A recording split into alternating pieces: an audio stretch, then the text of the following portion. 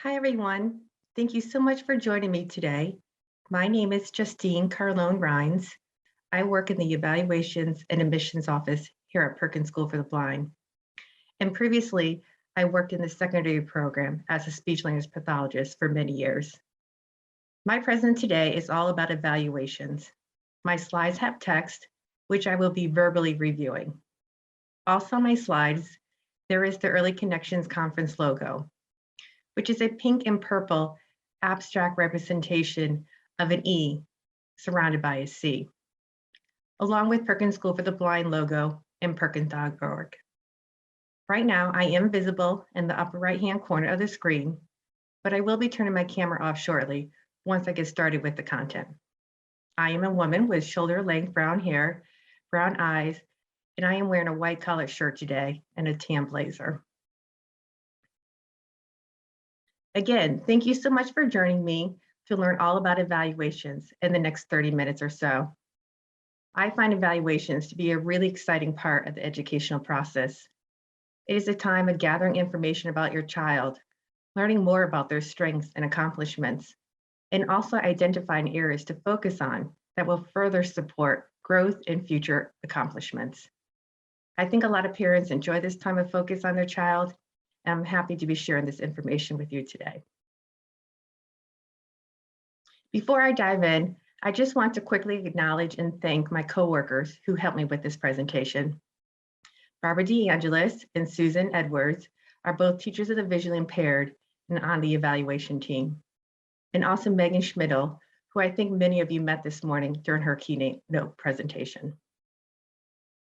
So my plan for this presentation is to first talk about the basics in regards to IEPs and evaluations.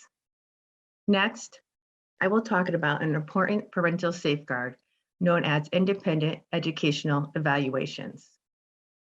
I will then provide a general overview of the TVI's role in evaluations. Next, I'll talk about evaluation considerations for students with deafblindness. And then I will talk about what I like to call the standardized test dilemma. Lastly, I will talk about Perkins' approach to evaluations.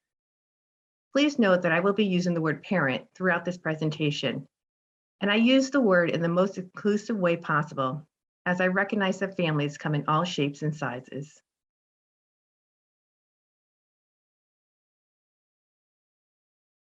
I want to start by describing the purpose of evaluations, which is mainly to determine if the student has a disability and is eligible for special education. And most importantly, to gather information that identifies what help the student needs at school to make progress. In other words, getting that information that is going to help develop the child's IEP. And just quickly, some of that information going into an IEP includes the child's disability category, present levels of performance, important accommodations, modifications, and specialized instruction that needs to be part of the child's educational program, goals and objectives, special education and related services needs, such as consultation and direct related services, such as TVI and O&M, PT, OT, and speech and language. The evaluation process starts when someone identifies that a child needs an evaluation. This can be you, the parents. Parents can reach out to their local school district and request an evaluation for the child. And also, someone from the school district may initiate an evaluation. This occurs because the parents or school staff suspect that the child might have some type of disability. To get started, the school must provide parents with written notification that an evaluation is recommended, and also make someone available to talk to you about it and answer any questions you may have. Additionally, the school district must obtain your written permission to conduct an evaluation. It is important to know that schools are required to provide oral language interpreting services, as well as written language translation. So don't hesitate to request this if needed.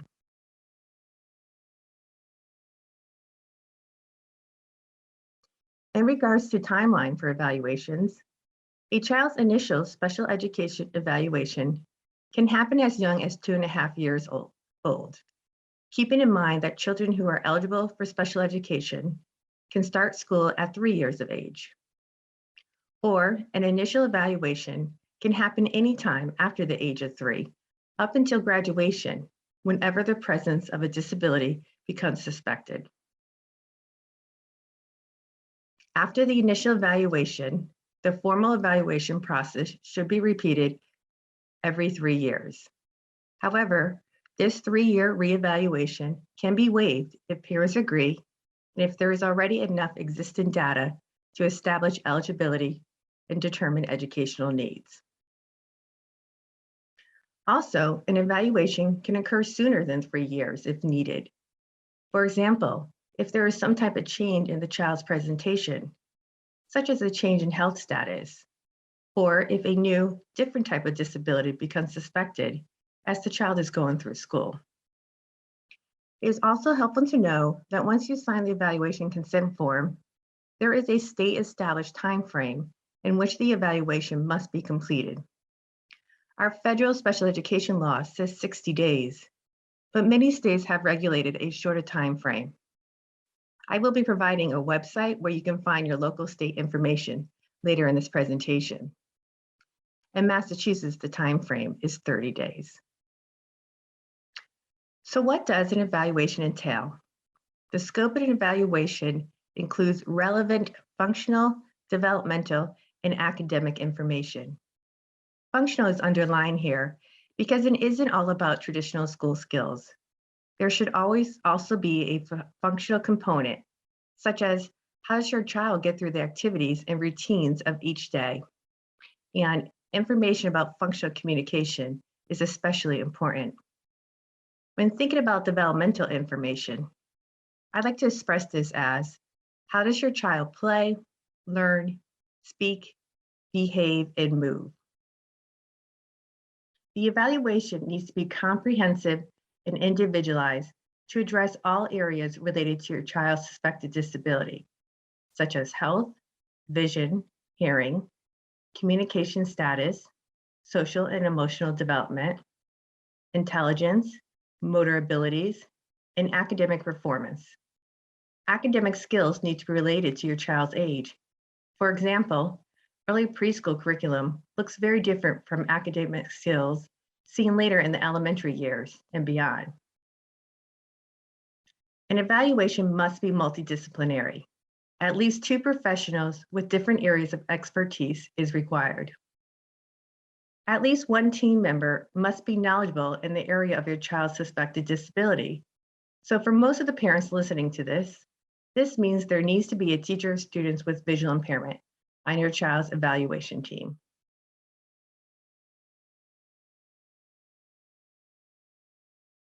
Continuing with the scope of an evaluation, it must use a variety of assessment tools and strategies to gain an adequate picture of the child's strengths and weaknesses. Just one single test cannot be used to determine special education eligibility. A variety of approaches includes observations, interviews, tests, skill checklists, curriculum-based assessments, etc.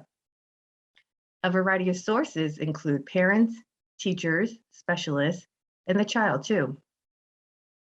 Assessment activities need to be individualized for each student to match the student's developmental level and communication method. This is especially important for children with multiple disabilities. Language and cultural considerations also need to be made. This means that the evaluation needs to be administered in a child's home language, which might be something different than English, or via another mode of communication, such as sign language, or a type of augmentative and alternative communication, which is called AAC. Basically, the evaluation needs to be conducted in the form that is most likely to yield accurate information about what the child knows and can do. However, the federal special education law does also say, unless it is clearly not feasible, which can be the case sometimes, and then it is acceptable to use interpreters with the student if needed. Evaluators also need to think about the child's culture. For example, If they just moved to the United States, an assessment activity that includes questions about the 4th of July celebrations isn't going to be helpful. Parent interviews need to be conducted in the language preferred by the parents. So again, don't be shy. Request a language interpreter if needed. Next, I want to talk about an important parental safeguard. Parental safeguards are specific rules in special education to protect the rights of parents and their children. Parental safeguards provide procedures to resolve disagreements between parents and schools. So, if there is a parental safeguard for when parents disagree with an evaluation, this is called Independent Educational Evaluations, otherwise known as IEE. An IEE is when a professional who is not employed by the school conducts an evaluation. You have the right to have your child independently evaluated at any time at your own expense. When you do this, the results of this evaluation must be considered by the school team. This doesn't mean they have to do everything that is recommended in the report, but they can't blow it off. They have to read it, have the team consider it, and determine if any changes to the child's program is needed. Also, when you disagree with a school evaluation, you have the right to request an IEE at public expense. This means that the school system will pay for a new and independent evaluation. In response to your request for an IEE, the school has two choices. The school can grant your request and move forward to pay for the IEE. Or the school can file due process to demonstrate that his own evaluation that was already conducted was appropriate and adequate. This due process looks different state by state, so please see your state procedural safeguards notice for more information. Your school district is required to provide you with this notice of parental safeguards at least once a year. If you need to look it up, refer to your state Department of Education. Or here is a website where you can look up your local parent center. www.parentcenterhub.org/find-your-center. These parent hubs are also where you are likely to find your state-specific timeframes in regards to completing evaluation, which I mentioned earlier. So I hope you have gained a nice general understanding of the evaluation process as a whole. And next, I'm going to shift to evaluations conducted by teachers and students with visual impairment. I have organized TVI evaluations into 5 components to review with you today. However, they are not necessarily conducted in this order. One component is a summary of medical information about vision. Another component is interviews. The next 2 components are very closely tied to each other. The functional vision evaluation, FVE, and the learning media assessment, LMA. And in the 5th component, I highlight collaboration and consultation, which includes the expanded core curriculum. The ECC, expanded core curriculum, describes the areas where explicit instruction is needed for children with visual impairments because they struggle to learn this information incidentally, like their sighted peers do. These areas include compensatory access, independent living, recreation and leisure, career education, technology, sensory efficiency skills, and self-determination. And I'm going to talk a little bit more about these areas in my next few slides. The first component of the TVI evaluation is to summarize vision information. This involves gathering and reviewing the medical information available about a child's vision. Items such as cause of vision impairment, age of onset, near and distant acuity information, visual fields, prognosis of the visual impairment. That is it stable or likely to change over time? And any recommendations regarding wearing glasses or use of low vision devices. It is the TVI's role to interpret and present this information in a way that makes it easy and clearly understood by all team members, especially parents. Another important component of the TVI evaluation is conducting interviews, with the most important interview, of course, being with you, the parents. You know your child the best, and your knowledge and understanding of your child's visual impairment is crucial. The TVI wants to know what's your child's immediate and long-term needs, and you are best equipped to provide this information.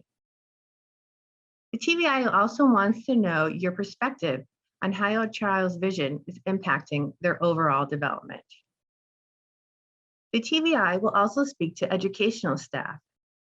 This might be early intervention staff, preschool teachers, or related service providers. The goal is to gather information about how vision is impacting access and learning. And lastly, as the child gets older, the student may participate in an interview as well. The TVI wants to learn about the student's personal knowledge and understanding of their visual impairment.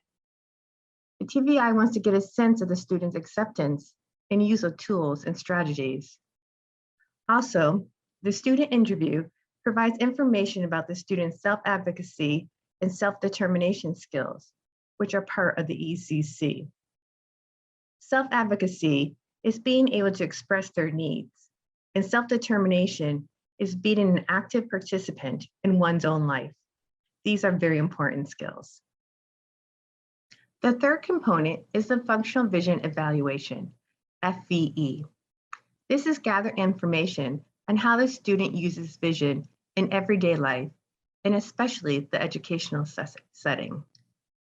The FEE is going to be more detailed for students with low vision and not as relevant for students with no measurable vision or light perception only. With the assistance of an eye doctor's report, the TVI will describe items like functional acuities, visual fields, color perception, visual fatigue, etc.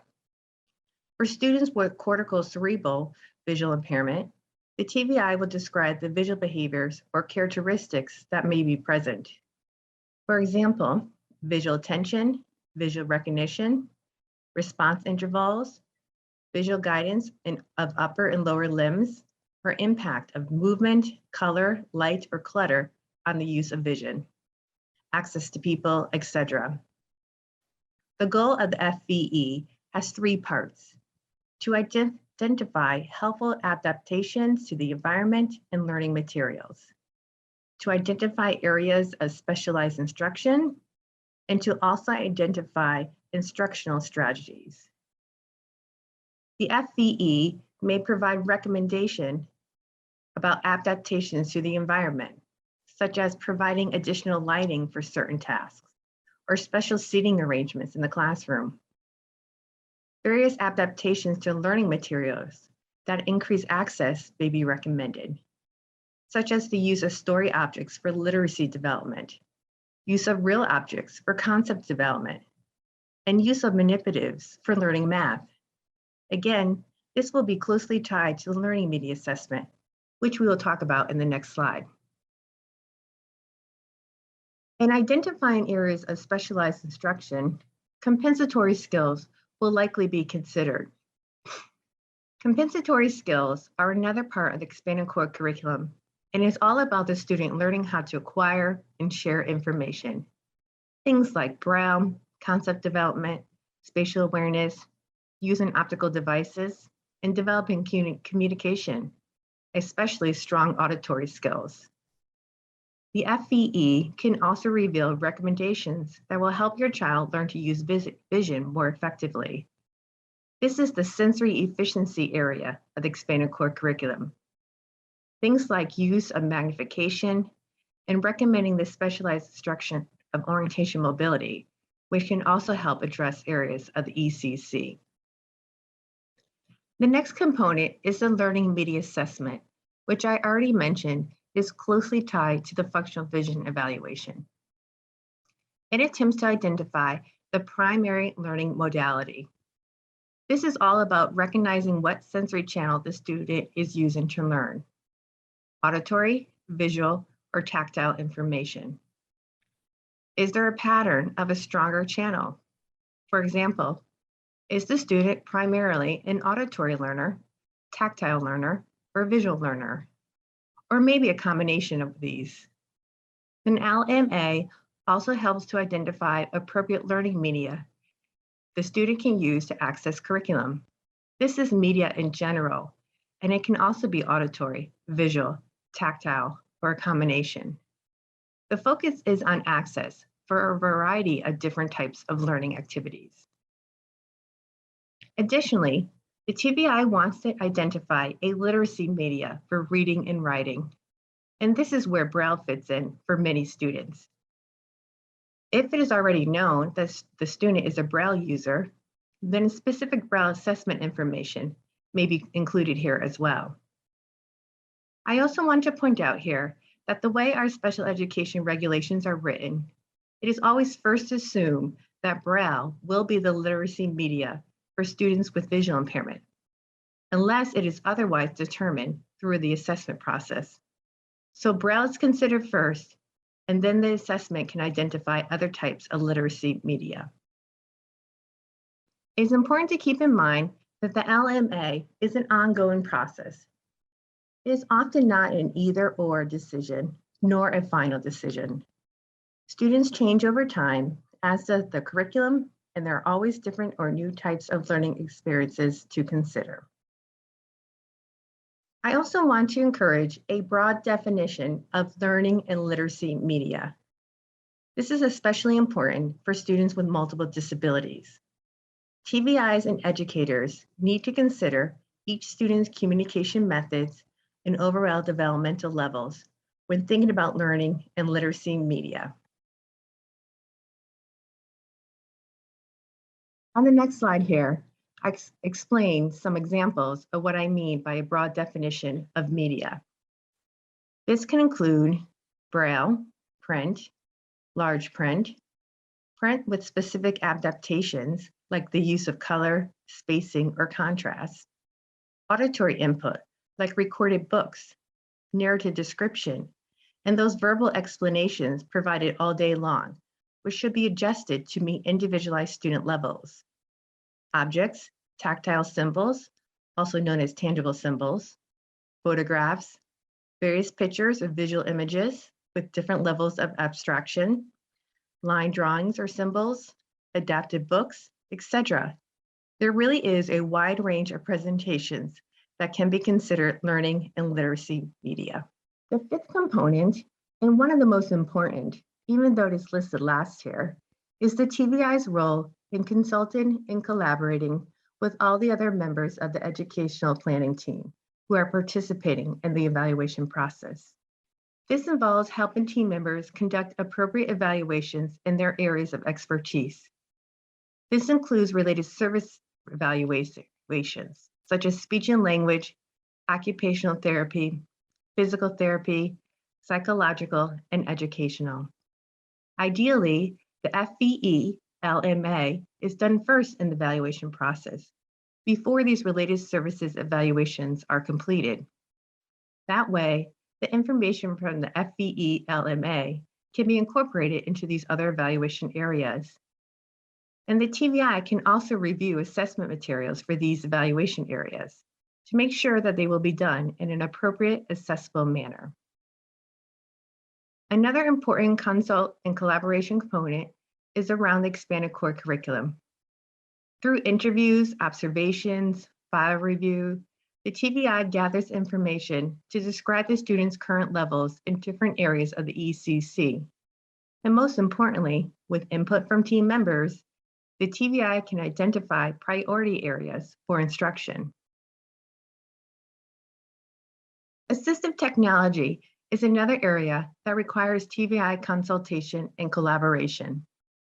Sometimes the TVI will lead an assistive technology evaluation, and sometimes the TVI will work with an assistive technology professional. And input from the classroom teacher is always needed. Also, sometimes a speech language pathologist is using assistive technology for a communication system. And it is important that the TVI consults with the speech teacher in regards to any visual components of the system. So as you can see, the TVI's participation in the evaluation process is especially important. Next, I would like to point out some special consideration in regards to evaluations with students with deafblindness or dual sensory loss of vision and hearing. Deafblindness is the combination of vision and hearing loss in children, which causes significant and different communication, developmental, and educational needs than children with just one sensory loss of either vision or hearing. For these children, information from an audiologist is as critical as an eye doctor's report. A collaborative, multidisciplinary approach is essential, including input from parents. It is also really important to note, again, that evaluations need to be conducted in a student's typical communication method. For students with deafblindness, this often goes beyond the language issue of English versus the language of the child's family. This often requires the evaluation to be conducted in a specific manual sign language or through a total communication approach. Fortunately for assistance, there is the National Center on Deafblindness. The National Center on Deafblindness is funded by the U.S. Department of Education, and it is a technical assistance center that works with state deafblind projects to improve the educational results and quality of life for children who are deafblind and their families. To find your local state DB project, please go to the website www.nationaldb.org/state-deaf-blind-projects. So, in the evaluations and admissions office at Perkins, we get tons of calls about and emails too about this next topic, which is why I want to talk to you about it today. It's what I've come to call the standardized test dilemma. Standardized testing comes up in many evaluation areas, including psychological, educational, speech and language, occupational therapy, and even physical therapy sometimes. Standardized means that the test questions, administration, scoring, and interpretation of the test are all done so with strict consistency to the specific test instructions. However, students with visual impairment or deafblindness likely require testing accommodation and also qualitative interpretation of results. Just a numeric score by itself isn't helpful. Also, these tests are normalized. This means the scores come from the comparison of the rankings of students in the norming group. But this group doesn't likely include students with visual impairment or deafblindness, so it's not really a fair comparison. Additionally, many students don't have the level of language skills needed to fully participate in the test as it was designed. This is especially true for students with multiple disabilities. However, that being all said, at Perkins, we have found that the use of norm standardized tests can still be helpful when administered thoughtfully. And I believe this to be a somewhat common practice, not just specific to Perkins, as I review evaluations that are conducted for students with visual impairment throughout the United States. This practice can be generalized from the American Printing House for the Blind position statement on intelligence testing, which states that when appropriate practices are followed, cognitive or intelligence testing of individuals who are blind and visually impaired provides useful and valuable information to test takers, their families, instructors, and other decision makers. To footnote this quote, it is a direct quote. It comes from the position paper entitled Intelligence Testings of Individuals Who Are Blind or Visually Impaired, written by Stephen A. Goodman, Carol Evans, and Marnie Lofton. Copyright 2011, American Printing House for the Blind, Incorporated. The work coming out of the California School for the Blind Assessment Center also supports this position, and I've included their website in the resources slides at the end of this presentation. Well, okay, so what are the benefits of using a standardized test now that we've heard about the problem? One important benefit is that the student's performance during test administration can be interpreted qualitatively to provide information about learning, instructional focus, and instructional strategies. Qualitative information is presented in a narrative format that describes how the student approached the assessment task. What types of questions did they complete correctly? What types of errors did they make? Did they use any strategies or devices to help them come up with answers? This is all really helpful information to better understand what a child knows and how they are learning. Standardized tests are useful in identifying a student's pattern of strengths and areas of needs. They are useful for tracking a student's growth and development. And standardized tests do provide a snapshot of a student's performance and how that compares to same age pairs without visual impairment or deafblindness. And sometimes educators and parents are looking for that snapshot. This next slide describes those thoughtful and appropriate practices that are necessary when using standardized tests with children with visual impairment or deafblindness. When preparing for an evaluation, it is crucial that the evaluator reviews functional vision and learning media information and consults with the student's TVI, just as I described earlier, to make sure appropriate adaptations and accommodations to test stimuli is made to address any accessibility issues. Modifications, which are changes to the content or task expectations, should be avoided if possible. And if it can't be completely avoided, this needs to be addressed in the report narrative. Extra sensitive considerations need to be made in regards to timed tests. In general, timed tests put our students at a clear disadvantage. However, sometimes data from a timed test might be needed for a specific reason. This is seen more for older academic students, such as for determining how much extended time is needed for future tests, or maybe determining how many words per minute the student is reading. Sometimes time data is needed for monitoring progress for students who are working on fluency.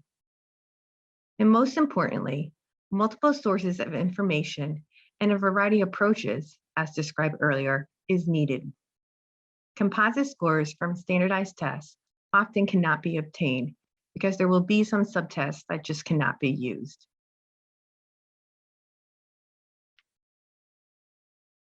Thoughtful and appropriate practices also apply to how reports are written. Written evaluation reports should include a description of all accommodations and any possible modifications that took place during the administration of the test. There should be a clear statement of acknowledgement that the test normalization process did not include students with visual impairment or deafblindness, and thus results need to be interpreted cautiously. If an evaluator determines that it is not appropriate to report a particular score, an explanation for this should be provided. And there should be information about how to interpret scores and how results represent an estimate, not a precise representation of a student's ability. To give you a better picture of what an evaluation looks like in practice, I thought it would be helpful to share with you some of the ways that Perkins educational teams approach evaluations. However, please keep in mind that school teams throughout the United States use many of these approaches as well. At Perkins, we strive for meaningful and individualized evaluations, and we do this by designing our evaluation activities to address the specific questions and concerns from each student's parents and educational team. These student-specific questions and concerns guides the use of developmentally relevant assessment tools and activities. We take a strong collaborative and transdisciplinary approach. Team members across related services work together to plan, conduct, and interpret evaluation results, and as always, taking into account specific student needs. A variety of assessment tools will be used, such as formal assessment, skill checklists, and play activity-based observations that are purposely structured to access particular skills. For example, our PTs may create an obstacle course and observe the child's motor patterns and balance skills as they move through it.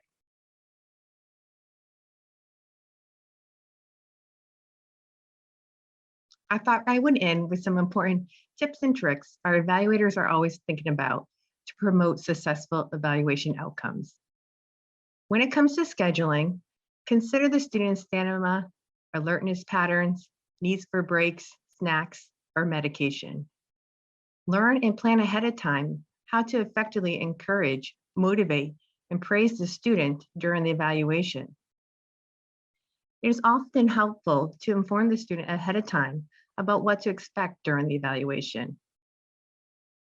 Prepare appropriate assessment activities, plus extra alternative activities in case they are needed. Evaluation is ultimately a dynamic process. And of course, don't forget these important things. How will you communicate with the student? Are materials visually appropriate and accessible? Will the student's hearing status or motor abilities affect how they will engage in assessment activities? I'm visible on the screen again as I am wrapping up here. On my next few slides, I have listed some helpful parent online resources, and there are also a few slides that list the references that I use for the content of this presentation. I'm sorry I don't have time to read through all of these, but this presentation will be posted on perkins.org for your review after today's conference.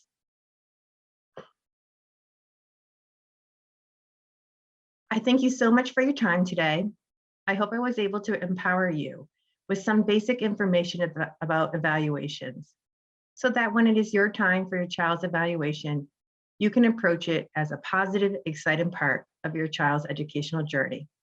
Thank you again, and take care.